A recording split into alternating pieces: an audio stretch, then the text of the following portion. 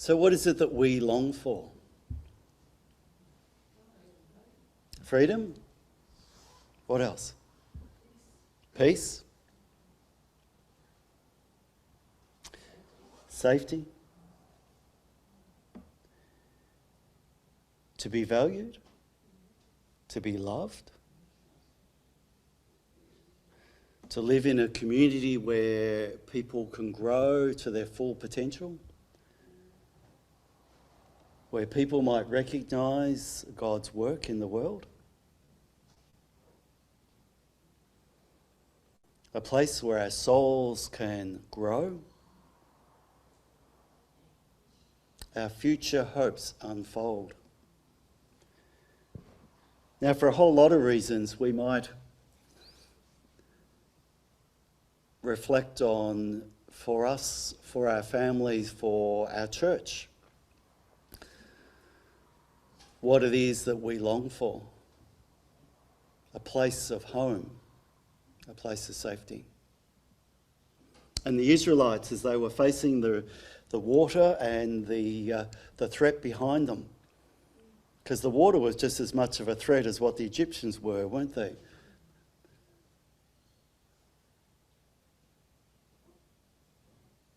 So what are we looking at today?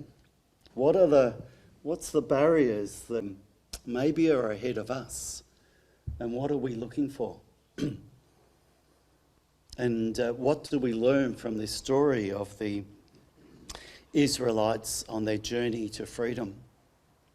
One of the commentaries on Wednesday night at Mutts, we were talking about this passage. And also from chapter 15, where there is actually Miriam's song, which is more like a psalm version of this event.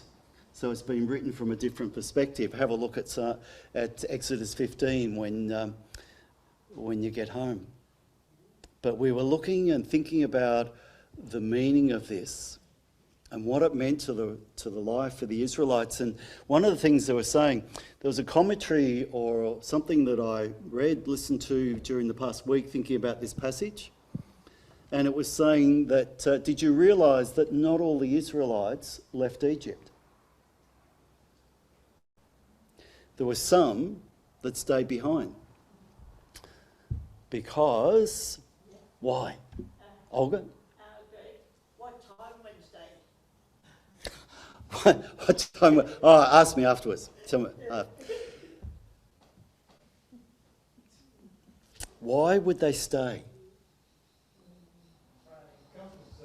Comfort zone. They thought the devil they knew was better than going off into the unknown. That's right. Now, I suspect there are some of the people, you know how you've got some of the people who might, with a rush of excitement, actually go? Because remember, along the way, there were times where the people said to Moses, why did you lead us out of Egypt if we're going to die in the wilderness? So they were ones that, yes, they took a step of faith, but it got a bit scary and they thought maybe we should have stayed back where we were.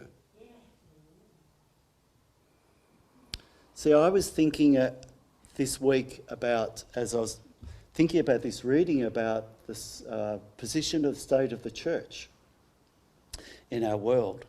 And particularly I've been reading a book about that. And the book was called When Churches Stop Working by Andrew Root. And he raises an interesting question. Because what he's saying is that where we are as a church, and he's writing in the North American context, so there's some overlap and there is some difference between our situation. But he's saying we can't go back because the world has changed. And he goes on to describe the way it's changed. What we need to look for is hope. What we need to look for is, where's God leading us? Isn't that the situation the Israelites were in? They realised they couldn't go back, the threat behind. They weren't sure what the future was. There's a body of water there and God's leading them somewhere. What's going to happen? And how do they respond? How do their leaders respond to this situation? Now, what I found interesting in the book was that what he's saying is that the world has changed in a number of ways. And we've become a lot more secular. It's become okay to think differently to the mainstream. I can remember back when I was a teenager where there were certain things that you didn't do. And if you did, someone would tell your parents.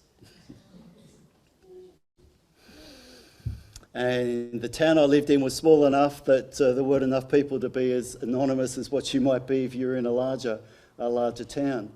And there were some people that had very different views to what the culture had, and you never heard about it because we didn't talk about politics, sex, religion, right? There were things we didn't talk about. Doesn't mean people didn't have different views, but we didn't talk about it. One of the things that Andrew talks about in his book is that now, it used to be that everyone would toe the cultural line. Even if you thought differently in public, you would toe the cultural line. Now he's saying that the things have changed so much that the expectation now is that everyone in public will accept what the minority think in private, used to think in private. That it's actually the whole thing has changed in an incredible way. Secular, public, private. Our understanding of the importance of institutions, of particular people who make decisions over us. And what Andrew is suggesting is that what we've done in the past, and he's writing to the North American context, that what we've done is that we have tried to work out the most innovative way to get more people into church, to get the money that we need to be able to run. So we've sort of done all this thinking about what's the most innovative way to do that. Now, what he's saying is there's a danger in doing that what we do is we actually tap into the secular thinking of bigger is better, and all we've got to do is come up with our biggest, best brainwave and things will improve. And if we get the right brainwave, things will get better. The danger is that we actually become more entrenched and more influenced by the culture than what we do by what God is saying to us.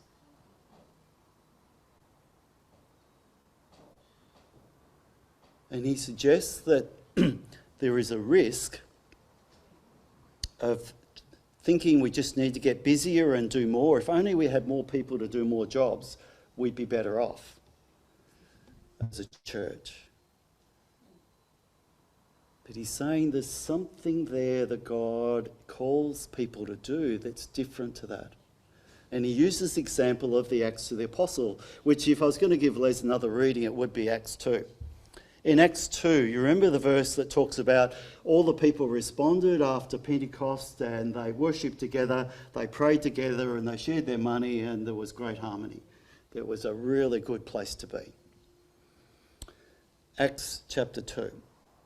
A number of churches, particularly mega churches in America, have used that reading as this is the model that we aspire to. This is what we try to emulate. This is the sort of church we try to be. But Andrew says, but hang on. Acts chapter 2 comes after Acts chapter 1. What happened in Acts chapter 1? Now, we celebrated this just before Pentecost. There's a clue. It's between Jesus' resurrection and between Pentecost. What happened? The ascension. Yeah, someone said. Yeah, the ascension. And Jesus said to the disciples, stay in Jerusalem until the Holy Spirit comes. What Andrew is suggesting is what we need to do is not get so busy and try to do everything that we think we might need to do. We actually need to wait. But it's waiting on the action of God. Listening to what God is saying to us and looking for where God is leading us. Because the danger is we can come up with these wonderful master plans and strategies of what we do, and God may work through that, or God might say, no, I've got something else different in mind. Now, the other thing in Acts chapter 1, if Les had read that as well, would have been that after Jesus ascended,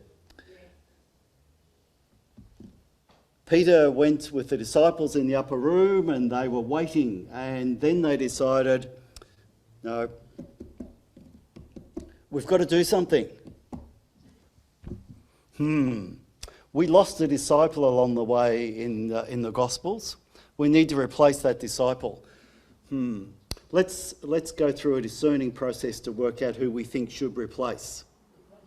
Do you remember the name of the disciple who replaced Judas? Matthias. Yes, very good. David was at the Bible study on Wednesday night. He's got inside information. He might have known anyway, but it's really helpful to have had that on Wednesday night. They decided that their way ahead was to elect Matthias. Now, if Les had read the rest of Acts after chapter 2, how many mentions of Matthias are there in the rest of the book of Acts? None. Who are the two main characters that you do here? Now, there's a number of people involved in the mission, but who are the two main characters? Paul and Peter. Who called Paul? God. The disciples thought Messiah was the one to help them, but it turned out actually God used Paul.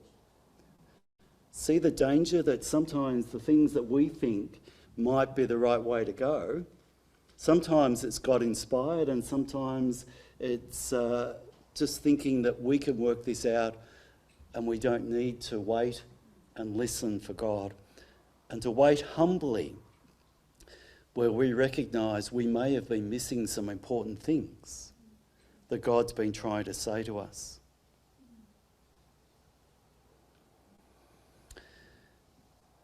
Moses' words to the Israelites were, "Do not be afraid, stand firm. You have only to keep still." They didn't have to work out a master plan, a strategy. All they had to do was to stand still, and God acted, and God revealed. Now, they then had to do something after God had acted, but God was aware of what was happening and God acted. And I think there's a message in that for us. Now, on Wednesday, which happened to be Wednesday morning, Olga, you can tell that by the shadows on the pictures of the murals. On Wednesday, we went over to past the clock tower to look at the bay. And we were looking in that direction and just amazed how nice it was. Sun streaming down, a little bit of a cool breeze. It was just so nice to have the warmth and that little bit of cool, and to be looking out at what was happening around the water. And we could see lots of water. So I'm thinking, what is there in the distance? So I zoomed in a little bit, and we were saying about, no, too far. Trigger finger.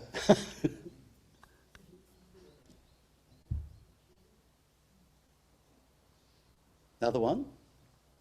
So that's, yep, another one. Right, stop there. Now, just in the distance there, you can notice there's something there above the coast over here. Now, the big question we had was, is that Williamstown or somewhere else? Newport Power, very good, Grant. Newport Power Station. But see, that's the thing. Someone who's been on the water and has a sense of orientation and where's the wind coming from is able to pick that up. The next one is one a bit closer, and then the next one is the one that was on the theme slide.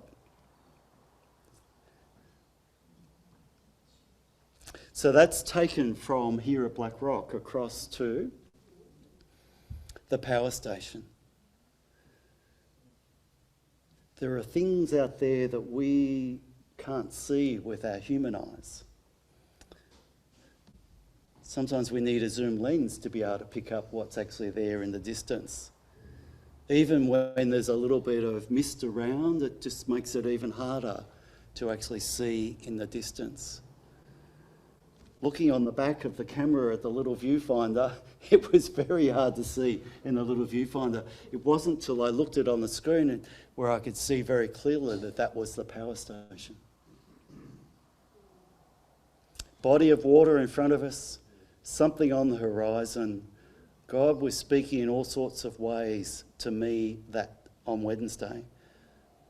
What's God saying to us as a congregation? What's God saying to each of us of the things that we are facing and of how God wants to lead us out of those difficulties into the future that God is calling us toward, and reminding us to not be afraid, but to stand firm. You have only to keep still. May we keep still, may we listen and look. May we share the stories of the things that we find so that we might encourage each other, so that God may lead us.